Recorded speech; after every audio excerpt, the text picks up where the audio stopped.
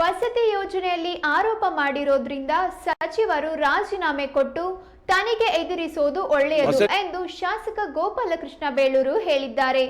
ಶಿವಮೊಗ್ಗದಲ್ಲಿ ಮಾಧ್ಯಮ ಪ್ರತಿನಿಧಿಗಳ ಜೊತೆ ಮಾತನಾಡಿದ ಅವರು, ಹಿರಿಯ ಶಾಸಕರು ಈ ಆರೋಪ ಮಾಡಿದ್ದಾರೆ, ಹಾಗಾಗಿ ರಾಜೀನಾಮೆ ಕೊಟ್ಟು ತನಿಖೆ ಎದುರಿಸುವುದೇ ಒಳ್ಳೆಯದು ಎಂದು ಹೇಳಿದರು.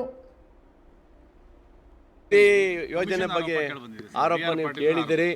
ನಾನು ಹೇಳೋದು ಏನಂದರೆ, ಇವತ್ತು ಒಬ್ಬ ಹಿರಿಯ ಸದಸ್ಯರು ಇವತ್ತು ಏನು ಅಪಾದನೆ ಮಾಡಿದ್ದಾರೆ, ನನ್ನ ಲೆಕ್ಕ ಇದೇನಾದ್ರು ತನಿಖೆ ಮಾಡಿ ಅದು ತಪ್ಪಿಸೋ ಥರ ಮಂತ್ರಿ ರಾಜೀನಾಮೆ ಕೊಡೋದು ಒಳ್ಳೆಯದಾಗುತ್ತೆ. ನನ್ನ ಲೆಕ್ಕ ಇದರಲ್ಲಿ ಎರಡು ಮಾತಿಲ್ಲ ಇದರಲ್ಲಿ.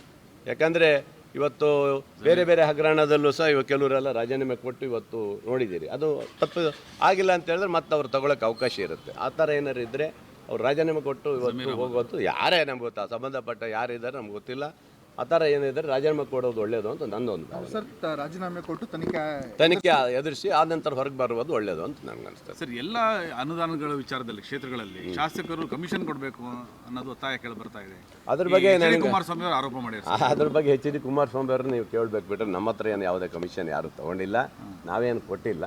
ಈ ಒಂದು ಗಂಭೀರವಾದ ವಿಚಾರವನ್ನು ನಾವು ಅದನ್ನು ತನಿಖೆ ಮಾಡಿಸಿ